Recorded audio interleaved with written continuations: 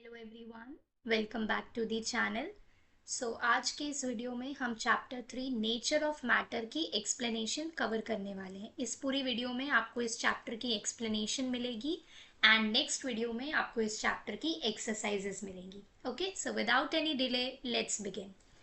We see a variety of materials around us. They have different shapes, sizes, colors, and other properties. It is difficult to study each and every property of every material separately. तो क्या बोल रहे हैं कि हम अपने आसपास बहुत सारे मटेरियल्स देखते हैं, किसी का शेप, साइज, कलर सब कुछ अलग अलग है। अब हर एक मटेरियल को तो आप स्टडी नहीं कर सकते हो, राइट? तो उसके लिए हम इनको क्लासिफाई करेंगे। To make the study of materials and their properties easier, we classify them into groups and then study the general properties of each group. तो हम क्या कर रहे हैं कि सारे जो मटेरियल्स है उनको तो पढ़ नहीं सकते एक एक करके, तो हम इनको ग्रुप्स में क्लासिफाई करेंगे एंड देन इनकी जनरल प्रॉपर्टी को सीखेंगे। तो देखिए, look at the marbles in the given box. They have the same size and shape but they differ in their color. We can put them into two groups on the basis of their color, 10 red marbles and 10 blue marbles. तो अगर आप इस box में देखो, marbles का size सबका same है, सब कुछ सेम है, बट क्या डिफरेंट है? कलर डिफरेंट है। एक रेड है, एक ब्लू है, तो इन दोनों को आप क्या कर सकते हो? ग्रुप बना सकते हो। एक 10 रेड मार्बल्स का ग्रुप बन गया, एक 10 ब्लू मार्बल्स का ग्रुप बन गया। अब इधर देखो, now look at the marbles in the box here. They have the same color and shape, but they differ in their sizes. We observe that some of them are smaller than the others. We can now put them into two groups on the basis of their size, 10 small marbles and 10 large marbles. अब देखो, ये वाले box में सारे marbles का colour blue है, तो colour तो सेम हो गया, सबका शेप भी सेम है, मतलब सब सर्कल ही है। फर्क क्या है कि कोई छोटा है, कोई बड़ा है। तो इसके आप क्या ग्रुप बना सकते हो कि स्मॉल वाला ग्रुप एक तरफ, लार्ज वाला ग्रुप एक तरफ। तो 10 स्मॉल मार्बल्स मिल गए, 10 लार्ज मार्बल्स मिल गए। तो आपको ऐसे चीजों के ग्रुप बनाने पड़ेंगे, राइट? नेक्स्ट देखते हैं। Now consider the following set of materials. अब इन मटीरियल्स को देखो, wood, water, air, glass tumbler, steel plate, milk, plastic bucket, kerosene. They have different properties, but some of them are naturally occurring while others are man-made. अब ये सारे materials तो अलग हैं, सबके shape, size, color सब अलग है, but इनको भी आप classify कर सकते हो। कुछ क्या है? natural है, मतलब अर्थ पे ऐसे ही है, हमने नहीं करा कुछ, कुछ man-made है जो हमने बनाए हैं। The materials which occur naturally are called natural materials. तो इनको हमने कैसे क्लासीफाई कर दिया? दो में, एक नेचुरल में एंड एक मैन मेड में, राइट? तो जो नेचुरली आए हैं वो natural materials, the materials which are prepared by man, जिनको मैन ने बनाया है, वो मैन मेड या फिर synthetic materials. We can therefore place these materials in two groups on the basis of their occurrence. तो इसके हिसाब से आप इनको दो ग्रुप में डाल सकते हो, जैसे कि activity 1, write the names of the materials you just read in point 3 above in the suitable column. Try adding some more names in each column. तो आपको ये कॉलम्स में फिल करना है। अगेन ये आप लोग का होमवर्क रहेगा। जब इस चैप्टर की एक्सरसाइज की वीडियो आएगी उसके साथ मैं इस एक्टिविटी का आंसर दूंगी, बट एक मैं आपको एग्जाम्पल के लिए बता देती हूँ। जैसे कि प्लास्टिक बकेट, प्लास्टिक बकेट क्या है? मैन मेड है, राइट? तो ये यहाँ आएगा। मैं कोई भी पिक करके आपको एक बार दिखा देती हूँ एक एग्जांपल, जैसे कि एयर, ये क्या है? नेचुरल मटेरियल है, राइट? तो ऐसे आपको इसे फिल करना है एंड इसके आंसर्स आपको एक्सरसाइज वीडियो के साथ मिल जाएंगे। In all the above cases, various things have similar properties have been grouped together. Such a grouping of materials having similar properties is known as classification. Classification का मतलब कोई भी एक प्रॉपर्टी के बेसिस पर किसी चीज का ग्रुपिंग करना, किसी को दो तीन ग्रुप्स में डिवाइड कर देना, ठीक है? अब पढ़ते हैं हमारा main topic, that is matter. All the things that we see around us are made up of matter. जितनी भी चीजें आप अपने आसपास देख रहे हो सब किसकी बनी है? मैटर की बनी है। मैटर का मतलब क्या है? Matter is something which has mass and which occupy space.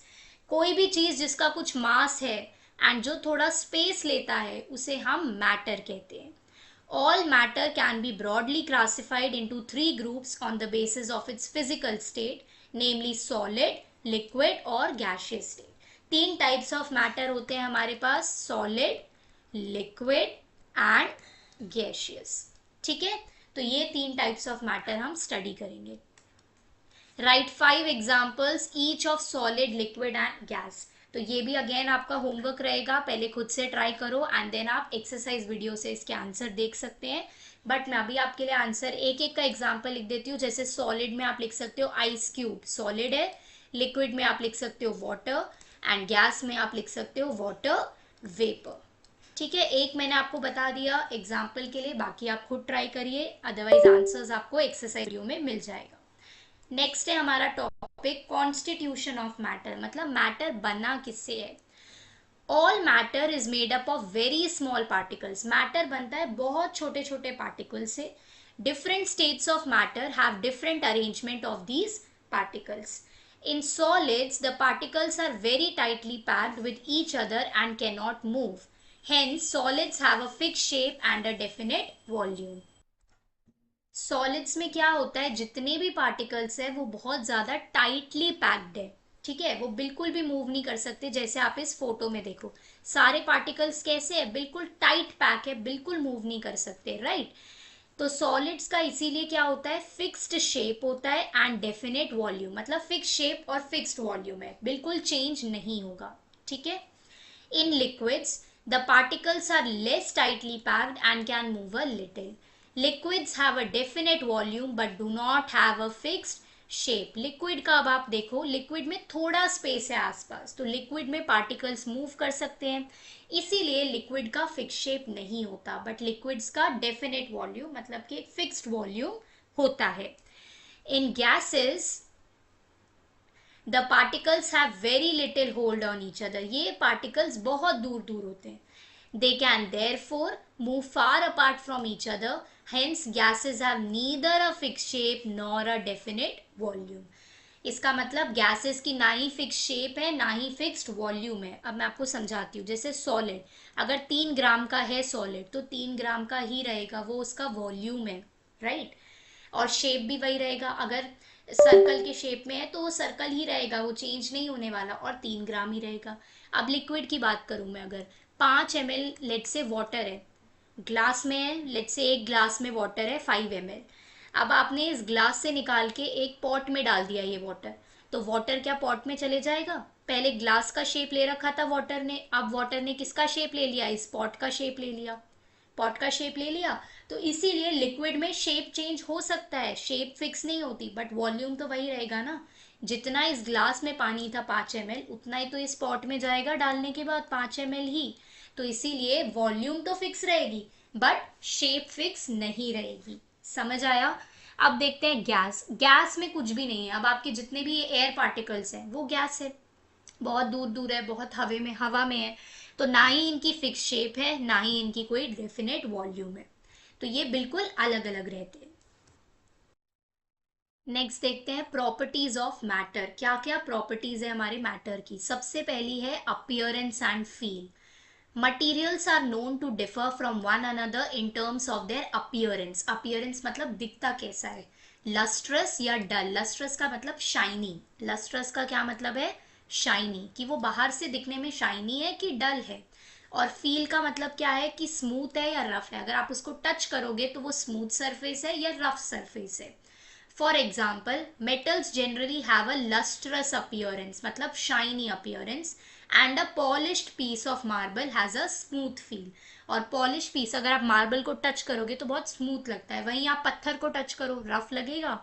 आप पत्थर को देखोगे डल लगेगा. वहीं आप कोई मेटल को उठा लो, कोई भी मेटल, गोल्ड, सिल्वर, डायमंड, ये सब देखोगे बिल्कुल शाइनी दिखेंगे. राइट, तो इनकी लस्ट्रस अपीयरेंस होती है. नेक्स्ट देखते हैं एक्टिविटी 2.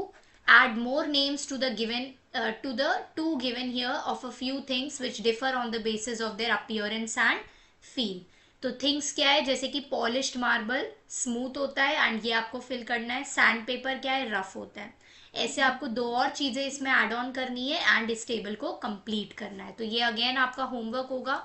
देन हम इसे इसके आंसर्स आपको एक्सरसाइज वीडियो में मिल जाएंगे। अगर मैं आपको बताऊं तो पॉलिश्ड मार्बल है, इसका लस्ट्रस होगा कि डल होगा, आप मुझे बताओ। लस्ट्रस होगा, राइट, ऑलरेडी लिखा है उन्होंने, पॉलिश मतलब शाइनी होगा। सैंड पेपर कैसा होगा? सैंड पेपर डल होगा। ठीक है, तो ऐसे आपको बाकी दो, कोई भी अपने आपसे दो चीज़ें लिखो और उसको फिल आउट करो। नेक्स्ट प्रॉपर्टी के बारे में है transparency. The property of a material to allow light to pass through it is called transparency. One can see through a transparent material. Transparency का मतलब कि उसके आर पार आपको दिख सकता है। जैसे आप कोई ग्लास, कांच का ग्लास रखो आपके सामने, उसके आर पार आपको दिख सकता है। वहीं आप एक बुक पकड़ो अपने हाथ में, क्या बुक के आर पार दिख सकता है? नहीं, तो वो ओपेक है। जिस चीज के आर पार आपको दिख सकता है वो होता है ट्रांसपेरेंट, जिस चीज के आसपास आपको आर पार आपको नहीं दिख सकता वो होता है ओपेक। ठीक है, एक्टिविटी 3 देखते हैं। Take an empty glass tumbler, hold it against light and look through it. तो आपको एक एम्प्टी ग्लास टम्बलर लेना है, लाइट में रखना है एंड उसके आर पार देखना है। Can you see the light on the other side of the tumbler? Yes, आप देख सकते हो, इसलिए वो क्या है? एक ट्रांसपेरेंट ऑब्जेक्ट है। Glass is a transparent material as the light can pass through it. उसके तरफ अंदर से लाइट जा सकती है, आपको सामने वाली चीज दिखाई दे सकती है, इसलिए वो ट्रांसपेरेंट है। Pure water, air and thin sheet of polythene are some other examples of transparent materials. ये सारे होते हैं आपके transparent materials. Some materials do not allow light to pass through them. Such materials are called opaque materials. ये मैंने अभी आपको समझा दिया। Thick plastic sheet, blackboard and wall are some examples of opaque materials. Opaque materials का मतलब जिनके are पार आपको कुछ दिखाई नहीं देगा। नेक्स्ट देखिए ये activity 4। Take a piece of wood, hold it against light and look through it. Can you see the light on the other side of the wood piece? अगर आप अपने हाथ में एक वुड का पीस लोगे एंड उसके सामने लाइट में जाके उसको देखोगे, क्या वुड के आर पार आपको दिख सकता है? नहीं, क्योंकि वुड के अंदर से लाइट पास नहीं हो सकती, इसलिए वुड क्या है? एक ओपेक मटीरियल है। Would is an opaque material because light can not pass through it. I hope समझ आ गया। ट्रांसपेरेंट मतलब जिसके आर पार लाइट जा सकती है, आपको सामने वाली चीज दिखाई दे सकती है। ओपेक मतलब जिसके अंदर से लाइट नहीं जा सकती, आपको आर पार नहीं दिखाई दे सकता, इसीलिए वो ओपेक ऑब्जेक्ट है। ठीक है, नेक्स्ट प्रॉपर्टी पर आते हैं, फ्लोटिंग और sinking. Materials which are lighter than water generally float over it. जो मटीरियल्स वाटर से हल्के हैं, वाटर से कम है उनका वेट, वो क्या है? फ्लोट करते हैं, मतलब वाटर के ऊपर रहते हैं। जैसे कि activity 5, take some water in a mug, drop some pieces of ice in the water, what do you observe? The ice pieces float on water because they are lighter than water. ये आप घर पे try कर सकते हो। एक object में पानी लो, कोई भी बड़े से ऑब्जेक्ट में, पतीले टाइप में एक पानी लो, उसमें 3-4 आइस क्यूब्स डालो, क्या देखोगे आप? आइस क्यूब्स पानी के ऐसे ऊपर होंगी, अंदर नहीं जाएंगी, पानी के ऊपर होंगी। क्यों? बिकॉज आइस क्यूब्स पानी से हल्की होती है, इसलिए आइस क्यूब्स फ्लोट करेंगी। तो आप ये ट्राई कर सकते हो। Materials which are heavier than water generally sink in it. जो मटीरियल्स पानी से हैवी है वो सिंक कर जाते हैं, मतलब अंदर चले जाते हैं, जैसे कि ये है। Take some water in a mug, drop some pebbles in it, what do you observe? Pebbles का मतलब स्टोन्स, पत्थर। ठीक है, तो थोड़े पत्थर डाल दो, पत्थर तो ऑब्वियसली हैवी है, क्या हो जाएगा? नीचे जाके बैठ जाएंगे, सिंक हो जाएंगे। The pebbles sink because they are heavier than water. Pebbles क्यों पानी के अंदर चले गए? बिकॉज वो पानी से ज्यादा है, वेट उनका ज्यादा है, हैवी है वो। बात समझ आई? जो लाइट होते हैं वो फ्लोट करते हैं, जो हैवी होते हैं वो सिंक करते हैं। ठीक है, next property, diffusion. The property of mixing of particles of two materials on their own is called diffusion. This happens due to the free movement of the particles of such materials. तो diffusion का मतलब क्या है? दो particles अगर आपस में mix हो गए दो materials के, उसको diffusion कहेंगे। Gases diffuse very quickly into each other because their particles are in constant motion. अब जैसे कि फॉर एग्जाम्पल गैस, गैस क्या है? मूव करती रहती है इधर से उधर, तो इसके पार्टिकल्स बहुत जल्दी डिफ्यूज मतलब मिक्स हो जाते हैं। जैसे कि ऑक्सीजन, कार्बन डाइऑक्साइड एक ही जगह है एयर में, नाइट्रोजन भी है, हीलियम भी है, कार्बन भी है, ये सारी गैसेस मिक्स ही तो है एयर में, एंड गैसेस मूव भी करती है। तो ये एक बेस्ट एग्जांपल है, बिकॉज गैसेस मिक्स्ड रहती है, डिफ्यूज हो सकती है आराम से, बिकॉज गैसेस क्या है, कांस्टेंट मोशन में, मतलब चलती फिरती है, गैसेस कहीं रुकी नहीं है, इट इज मूविंग, इसीलिए वो डिफ्यूजन पॉसिबल हो सकता है उनके अंदर। ठीक है, एक्टिविटी 7 देखते हैं। Place a lighted agarbatti in one corner of a large room. Very soon the fragrance of agarbatti will spread in the whole room. This happens because fumes of agarbatti diffuse into the air present in the room. क्या बोल रहे हैं, अगरबत्ती जलाओ घर के एक कोने में, तुरंत थोड़ी देर में क्या होगा, 10-15 मिनट के बाद पूरे घर में अगरबत्ती की स्मेल आ जाएगी, पूरे घर में उसकी खुशबू फैल जाएगी। क्यों? बिकॉज अगरबत्ती के जो पार्टिकल्स हैं वो डिफ्यूज हो गए, मिक्स हो गए, किसके साथ, एयर के साथ जो उस घर में प्रेजेंट थी। ठीक है, एंड वो पूरी खुशबू, पूरी फ्रेग्रेंस चारों तरफ फैल गई। इसका भी, ये भी एग्जाम्पल है डिफ्यूजन का, कि अगरबत्ती की जो फ्रेग्रेंस है वो एयर के साथ मिक्स हो सकती है। ठीक है, next, liquids diffuse into each other quite slowly. Liquids धीरे धीरे डिफ्यूज होते हैं। This is because particles in a liquid are not so free to move as they are in gases. अब गैसेस के पार्टिकल्स तो बिल्कुल फ्री थे, इसलिए आपस में क्विकली मिक्स हो गए। लिक्विड्स थोड़ा धीरे धीरे मिक्स होते हैं, जैसे कि हम एक्टिविटी 8 में देखते हैं।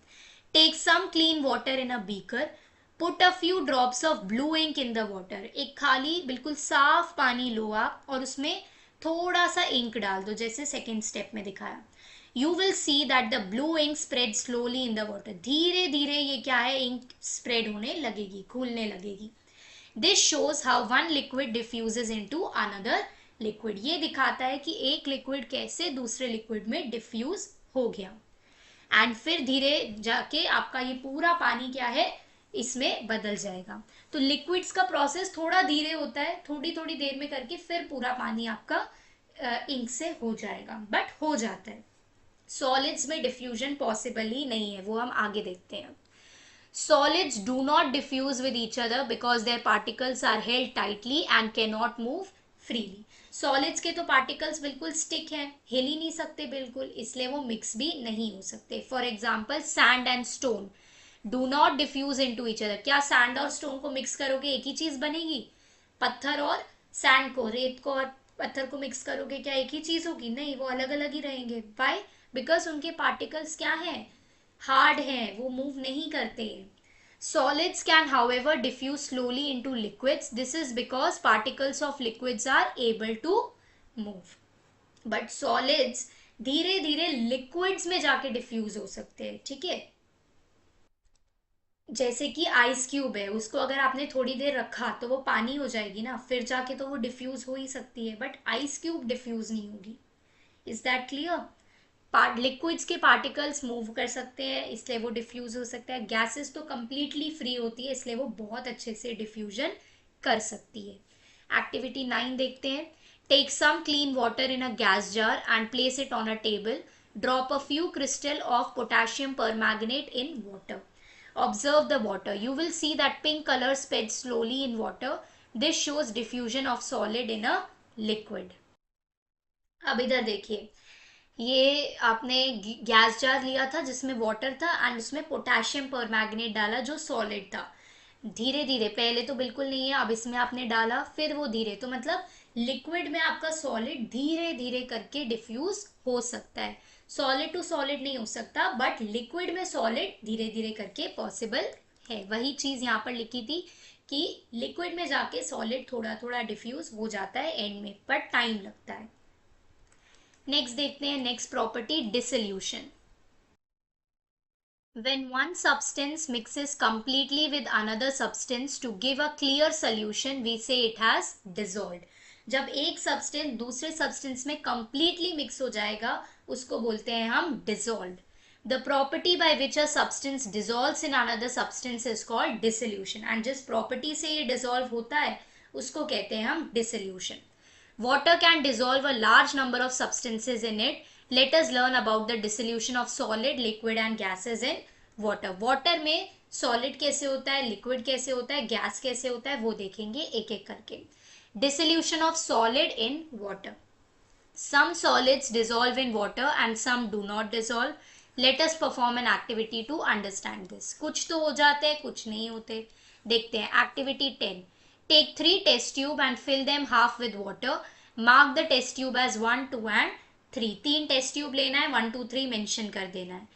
Add half teaspoon of salt in test tube 1, sand in test tube 2 and sugar in test tube 3. Shake the test tube well. You will see that salt and sugar dissolve in water. They are said to be soluble substances. Sand does not dissolve in water, hence it is an insoluble substance. 3 test tube लिया आपने, 1, 2 and 3। 1 में क्या डाला, salt. 2 में क्या डाला, sand. 3 में क्या डाला, शुगर। आप देखेंगे डालने के बाद कि सॉल्ट और शुगर तो घुल गया पानी में, बट सैंड ऐसे कैसे है। तो जो चीज़ पानी में घुल जाती है कंप्लीटली, उसके बाद आपको नज़र नहीं आने वाली, कंप्लीटली घुल गई, उनको बोलते हैं हम सॉल्यूबल सब्सटेंसेस। जैसे कि आपका सॉल्ट एंड शुगर है यहाँ पर। और जो चीज़ पानी में नहीं घुलती, आपको नज़र आ रही है, आप सेपरेट कर सकते हो, दिख रहा है आपको, उनको बोलते हैं हम इनसॉल्यूबल सब्सटेंसेस, जैसे कि आपका सैंड है यहाँ पर। आई होप ये क्लियर है। नेक्स्ट देखते हैं solubility and saturated solution. The maximum amount of a substance that can be dissolved in a given volume of water is called the solubility of that substance in water. इसका मतलब है कि पानी में एक चीज कितने हद तक डिसॉल्व हो सकती है, इसके बाद नहीं होगी, ये उस स्टेज पे रुक जाना है आपको, उसको बोलते हैं हम सॉल्युबिलिटी, कि कितना मैक्सिमम कोई चीज पानी में सॉल्युबल हो सकती है, डिसॉल्व हो सकती है। Let us perform the following activity to understand the meaning of saturated solution. Activity 11. Take a glass tumbler half filled water. Add half teaspoon of sugar in it and stir well. The sugar dissolves. Now add another half teaspoon of sugar and stir. This will also dissolve. आपको क्या लेना है, पानी लेना है glass tumbler में, उसमें पहले शुगर डालनी है, वो completely डिसॉल्व हो जाएगी, फिर थोड़ी और शुगर डालनी है, वो भी डिसॉल्व हो जाएगी। Keep on adding sugar in half teaspoon amount and stir well after every addition. ऐसे आपको बार बार थोड़ी थोड़ी शुगर क्या है, डालनी है पानी में। After adding a particular amount of sugar, you will observe that sugar is no more dissolving in the given volume of water. This means maximum amount of sugar has been dissolved in a given volume of water. Count the number of half teaspoon of sugar that you have added. This is a measure of the solubility of sugar in the given volume of water. इसका मतलब कि एक हद तक तो sugar dissolve हुई, but उसके आगे आप शुगर को डिसॉल्व नहीं कर पा रहे हो, तो वहां तक ही आपका क्या है, सॉल्युबिलिटी काउंट होगी। तो उसको काउंट कर लो कि कितने बार आपने शुगर डाला और वो डिसॉल्व हुई, एंड किसके बाद वो नहीं डिसॉल्व हो पा रही है। Is this clear? The above activity can also be perform by adding common salt, खाने वाला नमक जो आप एवरीडे यूज करते हैं किचन में, in water instead of sugar. आप सेम एक्टिविटी सॉल्ट के साथ भी देख सकते हैं। The solution obtained in the above activity can not dissolve more sugar. Such a solution which cannot dissolve more amount of a given substance at a given temperature is called a saturated solution. Saturated solution का मतलब कि एक solution किस हद तक एक substance को water में dissolve कर सकता है, अगर उसके बाद नहीं कर सकता, that is a saturated solution. Is it clear? आगे बढ़ते हैं next पर, effect of temperature on solubility. On increasing the temperature, that is on heating a solution, the solubility of a substance generally increases. जितना ज़्यादा आप temperature increase करोगे, उतनी ज़्यादा एक सब्सटेंस की सॉल्युबिलिटी बढ़ेगी, घुलना वो ज़्यादा अच्छे से घुल जाएगा किसी चीज़ के अंदर।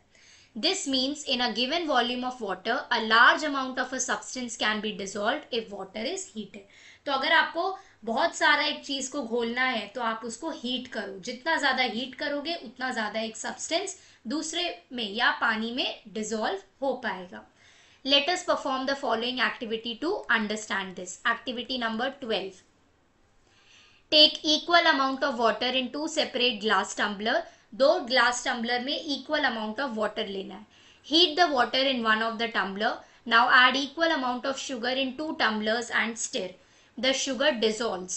Keep on adding measured amount of sugar in 2 tumblers till it stops dissolving. Find out in which tumbler more amount of sugar has got dissolved.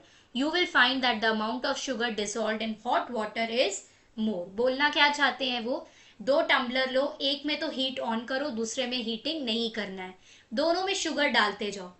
किस में ज्यादा शुगर जाके डिसॉल्व होगी, जो हीट पर है। जितना ज्यादा टेम्परेचर बढ़ाओगे उतना ज्यादा एक सब्सटेंस पानी में डिसॉल्व हो सकता है, दूसरे वाले में कम होगी, हीट वाला जो है टम्बलर उसमें ज्यादा होगी। आई होप एक्टिविटी समझ में आ गई। This shows that the amount of a substance dissolving in water generally increases with an increase in temperature. जितना टेम्परेचर इंक्रीज करोगे उतना ही इंक्रीज हो जाएगा जो सब्सटेंस डिसॉल्व हो रहा है वाटर में। नेक्स्ट देखते हैं, dissolution of liquids in water. Some liquids are soluble in water, that is, they dissolve in water. Some other liquids are insoluble in water. Let us perform an activity to understand this. कुछ तो dissolve हो सकते हैं, कुछ नहीं हो सकते। Activity number 13, take 2 test tubes and mark them as 1 and 2. Fill half of each test tube with water. Mix half teaspoon of lemon juice in test tube 1 and half teaspoon of mustard oil in test tube 2. Shake both the test tube and observe. You will see that lemon juice is soluble in water but mustard oil is insoluble in water. दोनों ही tumbler में, दोनों ही test tube में आपने क्या लिया, water ही लिया। एक में लेमन जूस डाल रहे हो, एक में मस्टर्ड ऑयल डाल रहे हो, दोनों को मिक्स कर दो, शेक कर दो। लेमन जूस तो मिक्स हो जाएगा बट मस्टर्ड ऑयल मिक्स नहीं होगा, जैसे आप फोटो में देख सकते हो। जो मिक्स हो जाता है उसे हम सॉल्यूबल कहते हैं, जो मिक्स नहीं होता उसे हम इनसॉल्यूबल कहते हैं। नेक्स्ट देखते हैं, dissolution of gases in water. Some gas dissolve in water. For example, soda water is prepared by dissolving carbon dioxide gas in water. Let us perform the following activity to understand the solubility of gas in water. Activity number 14. Take a soda water bottle and open its lid. What do you observe? Bubbles of a gas are seen coming out of the bottle. अगर आप एक soda की bottle लेंगे, उसको जब खोलते हैं तो बबल्स आते हैं, ये आपने बहुत बार देखा होगा। कोई भी कोल्ड ड्रिंक या पेप्सी की भी देखते हैं, उसमें भी आते हैं। Keep the bottle open without its lid for some time. You will notice that after some time bubbles will stop coming out of the bottle.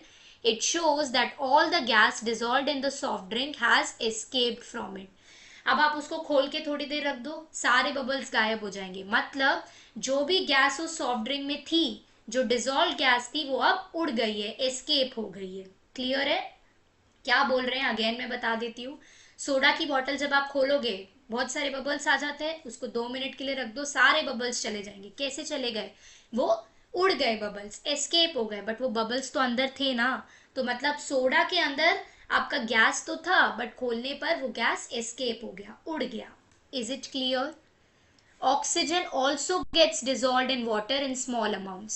This oxygen is used by the aquatic animals to breathe. Water में oxygen भी dissolve होता है। जो आपके aquatic animals है, जो पानी के नीचे रहते हैं या पानी के अंदर रहते हैं, वो कहाँ से ब्रीथ करते हैं? वो पानी से ही तो ऑक्सीजन लेते हैं, तो ऑक्सीजन पानी में होता है। Gases like helium, ozone and hydrogen do not dissolve in water, but ये गैसेस वाटर में नहीं डिसॉल्व होती। इनके नाम आपको याद होने चाहिए, जैसे कि हीलियम, ओजोन और hydrogen. This shows that some gases dissolve in water whereas some do not. The solubility of a gas in water decreases with increase in temperature. अब यहाँ पर उल्टा हो गया है। अगर आप नोटिस करोगे, जितना ज्यादा टेम्परेचर इंक्रीज करोगे उतनी ज्यादा गैस की सॉल्युबिलिटी वाटर में कम हो जाएगी, बट लिक्विड में हमने ये देखा था कि वो बढ़ रही थी, right? Thus we have learned, sorry, solid में हमने देखा था कि वो बढ़ रही थी। Thus we have learned that all materials are made up of matter which exist in 3 forms, namely solid, liquid and gas. आपके आसपास जितने भी materials हैं सारे matter से बने हैं। कुछ solid form में है, कुछ liquid form में है, कुछ gas form में है। Matter can be classified on the basis of properties. क्या क्या properties हमने सीखी? Appearance and feel, transparency, diffusion, solubility और बहुत सारी। अब ये कीवर्ड्स देख लेते हैं। चैप्टर तो हमारा ओवर हो गया है। कीवर्ड्स में बेसिकली डेफिनेशंस है, ये आपको अच्छे से लर्न करना है। यहाँ से आपसे कोई भी डेफिनेशन पूछ सकते हैं, जैसे कि डिफ्यूजन का मतलब mixing of particles of 2 materials on their own. 2 materials खुद से ही मिक्स हो जाते हैं, उनके पार्टिकल्स। अगर डिसोल्यूशन का मतलब complete mixing of one substance with another substance, दो सब्सटेंस ही आपस में कंप्लीट मिक्स हो गए। मैन मेड या synthetic materials, the materials which are prepared by man. Matter का मतलब वेरी इंपॉर्टेंट, ये डेफिनेशन आपको आनी चाहिए, something which has mass and occupies space. Even diffusion और डिसोल्यूशन की भी आनी चाहिए।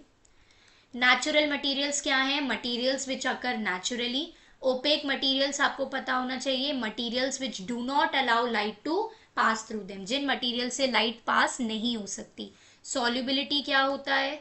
Maximum amount of a substance that can be dissolved in a given substance of a given liquid, usually water. Solubility का मतलब कितना अमाउंट, कितना maximum amount एक सब्सटेंस का वाटर में मिक्स हो सकता है, डिजॉल्व हो सकता है। सैचुरेटेड सोल्यूशन आपको पता होना चाहिए, solution in which more of the given substance can not be dissolved at a given temperature, मतलब ज्यादा टेम्परेचर किया तो ज्यादा आपका डिजॉल्व नहीं हो सकता है। देन ट्रांसपेरेंसी का मतलब property which allows light to pass through a material. Transparency का मतलब लाइट उसके अंदर से पास हो सकती है, आप उसको देख सकते हैं, इसको भी आपको लर्न करना है। यू मस्ट नो एक बार देख लेते हैं हमने क्या क्या स्टडी किया क्विकली। क्लासिफिकेशन की definition, grouping of materials having similar properties. Similar properties में आप ग्रुप करोगे उसको क्या बोलेंगे? Classification. Classification is done to make the study of materials and their properties easier. क्यों करते हैं ये? ताकि हमारा स्टडी करना एंड उनकी प्रॉपर्टीज को सीखना ईजी हो जाए। Materials can be classified as naturally occurring and synthetic materials, या तो नेचुरल मटेरियल्स है या तो मैन मेड मटेरियल्स है।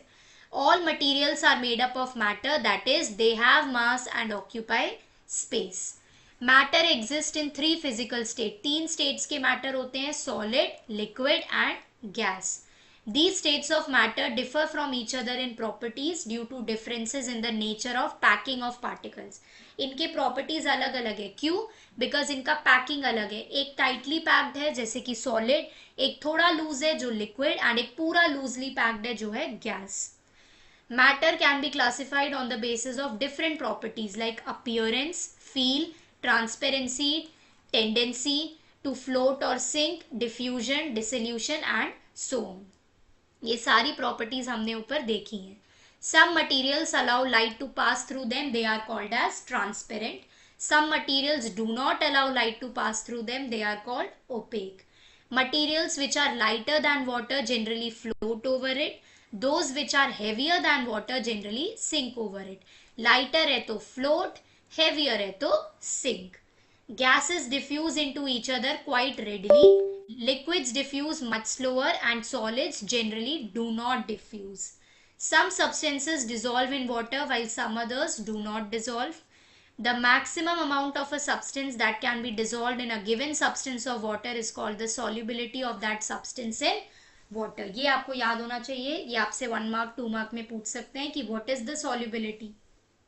सॉल्युबिलिटी का मतलब मैक्सिमम सब्सटेंस जो डिसॉल्व हो सकता है वाटर में। The solubility of liquid in water generally increases on increasing the temperature. Temperature increase करोगे तो सॉलिड की सॉल्युबिलिटी भी इंक्रीज हो जाएगी। Solubility of gas in water decreases on increasing the temperature. Gas में उल्टा होता है, टेम्परेचर इंक्रीज किया तो डिक्रीज हो जाएगी। ये भी इंपॉर्टेंट है। A solution which cannot dissolve more amount of a given substance at a given temperature is called a saturated solution. Saturated solution का मतलब एक टाइम पर, एक टेम्परेचर पे अगर वो इससे ज्यादा नहीं डिसॉल्व कर पा रहा है तो मतलब वो सैचुरेटेड सोल्यूशन। ठीक है, तो इधर हमारा चैप्टर क्या है, ओवर होता है। इस चैप्टर की ये जो सारी एक्सरसाइजेज है उसकी एक सेपरेट वीडियो आएगी, एक्सरसाइज वीडियो। नेक्स्ट वीडियो आएगी हमारी चैप्टर 4 सेपरेशन ऑफ सब्सटेंसेस के ऊपर। बट टिल देन इसको अच्छे से पढ़ो, सारी डेफिनेशंस को याद करो, जो बीच में एक्टिविटी के आंसर्स थे वो भी एक्सरसाइज वीडियो के साथ आ जाएंगे। ठीक है, so till then take care, bye bye, study well.